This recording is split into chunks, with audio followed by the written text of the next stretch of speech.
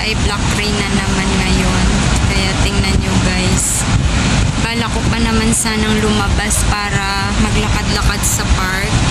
Tsaka gusto kong puntahan dyan yung harbor mismo. Yung may mga naglalakad pa na tao.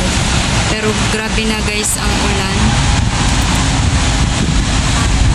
Actually walang pasok ngayon ang mga schools. Kaya na-expect ko talaga na wala akong work. Tingnan nyo po. Sobrang lakas na ng ulan dito sa Aberdeen. I'm not sure sa ibang mga lugar, lalo na sa countryside.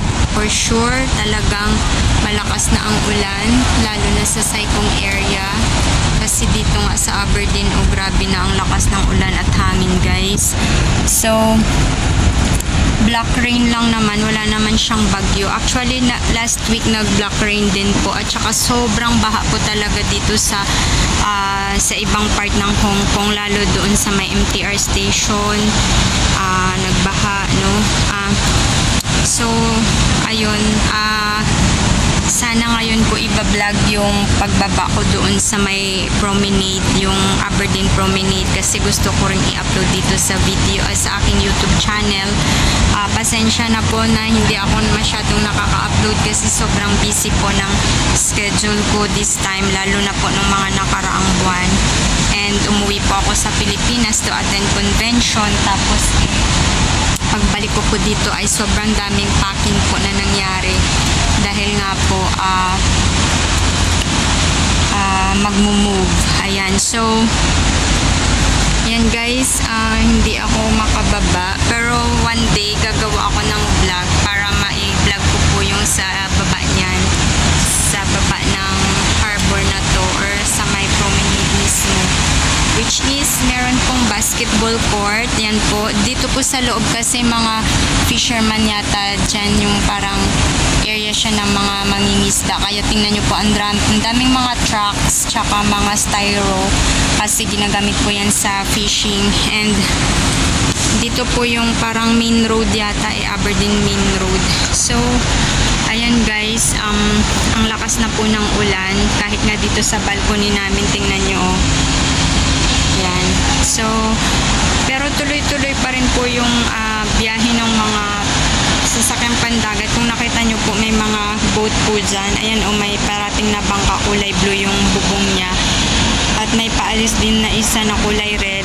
At yun may kulay white na papunta naman dito sa kabilang side. Doon naman, sobrang busy din. Ayun, may mga malalaking cargo ship na nagbabiyahe.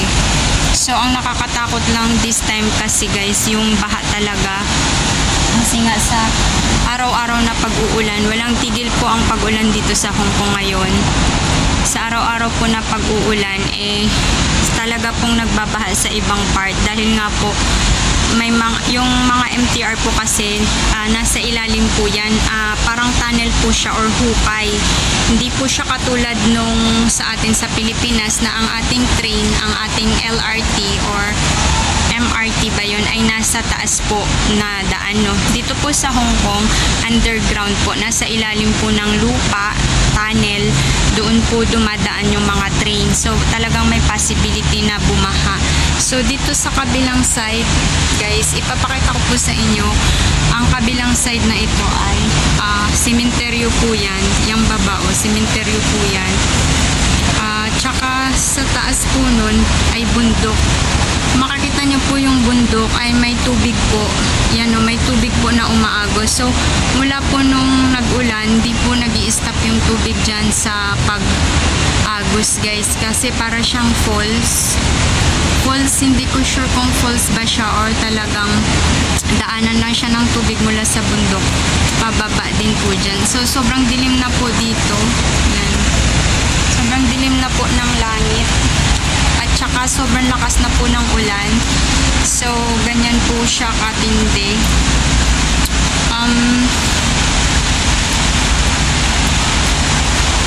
Ayan po.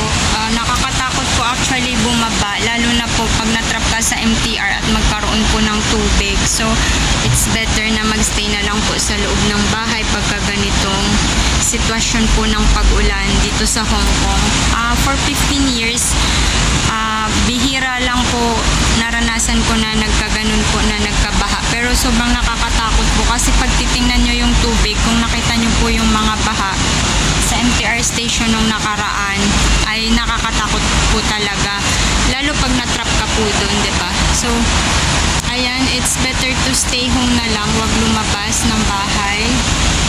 Kasi nga po ay hindi natin alam kung saang area po ang magkakaroon ng baha, lalo na pag sumakay ka ng train.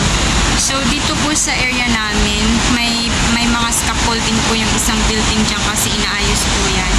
Dito sa area namin, sobrang lakas na po talaga ng ulan. Kaya nung pagising ko kaninang umaga, mga alas 6, chinek ko yung phone ko. Nakita ko na, yun nga po, cancel yung mga klase ng mga schools at saka yung mga kaibigan ko sa chat namin no, sa WeChat, sa WhatsApp, nagchat na sila na walang pasok yung mga alaga nila. So ayan, actually po may pasok sana ako ngayon pero hindi ko alam kasi nga sabi nung aking boss wag na daw muna, wag mo nang umalis at baka nga tingnan muna natin yung weather kung ano yung sitwasyon ng weather kasi nga kapag baha po or sobrang lakas ng tubig, nakakatakot po talagang lumabas at saka malayo yung biyahe. So ayan po, may nakikita kayong bangka na naglalakad na nagbabiyahe po. Actually tuloy-tuloy talaga yung biyahe dito. Yan o, may isang boat na naman na kulay blue. Tatawid po yan sa kabilang side nitong island, no? So doon po sa kabilang side ng island. Hindi ko alam kung ano yung kabilang side na yun, pero siguro central na yata yun. Central, kasi Aberdeen ito. So nakikita nyo po yung dapik. Ayun po yung dapik ko.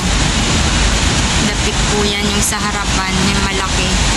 Yan o, sa dulo.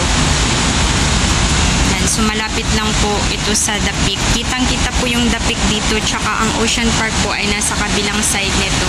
So kung doon po sa kabilang yon, doon kabilang building, makikita na po ang Ocean Park. So hanggang dito lang muna ang aking vlog, guys. Thanks for watching.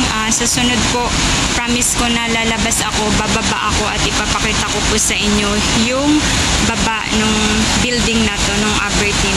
So nandito po ako sa 36th floor. Yan, black rain na naman. So mag-ingat po ang lahat, lalo na po andito sa Hong Kong. Thank you for watching, guys. Bye!